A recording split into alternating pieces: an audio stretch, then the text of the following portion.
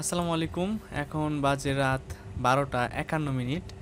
আমি খবর পাইলাম যে সার্ভার নাকি চালু হয়েছে ষষ্ঠ গণবিজ্ঞপ্তির। তা আমি একটু চেক দিই আপনাদেরকে সাথে নিয়ে।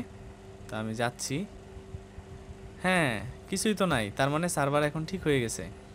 বলছিল কালকে 2টার মধ্যে ঠিক হয়ে যাবে, তা এখন সার্ভারটা ঠিক আছে।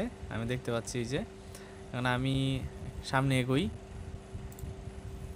হ্যাঁ, সব তথ্য তো আসতেছে, এই যে সব কিছু আসতেছে, সব আসতেছে। তার মানে সব কিছু ওকে। যারা প্রোপাগান্ডা চালাইছিল যে হাইকোর্টের আদেশে, হ্যাঁ আদেশের কারণে এগুলা হয়ে গেছে, এইরকম কিছুই না। কিছু টেকনিক্যাল প্রবলেম ছিল, এগুলো সলভ করার জন্যই আসলে সাময়িক বন্ধ করছিল অ্যাপ্লিকেশান। এখন সব ঠিকঠাক, এই যে আমি সব কিছু করতে পারতেছি।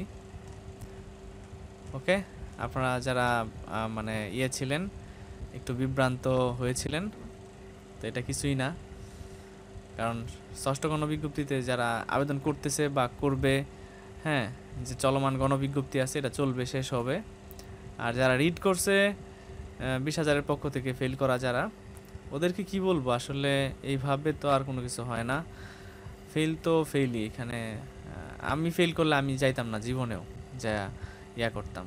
অনেকে বলছে যে ভাইবা খারাপ হয়েছে, অনেকের ভাইবা ভালো হয়েছে, তো এইটাই যথেষ্ট। কপালে যা আছে তাই, এত লাফালাফির কিছু নাই। হ্যাঁ, একটু আন্দোলন করতে পারে, করতে পারে, কিন্তু এত মানে তীব্র থেকে তীব্রতর হওয়া উচিত না, এবং এক্সট্রিম পর্যায়ে যায় দেখা যাবে কিছুই হবে না।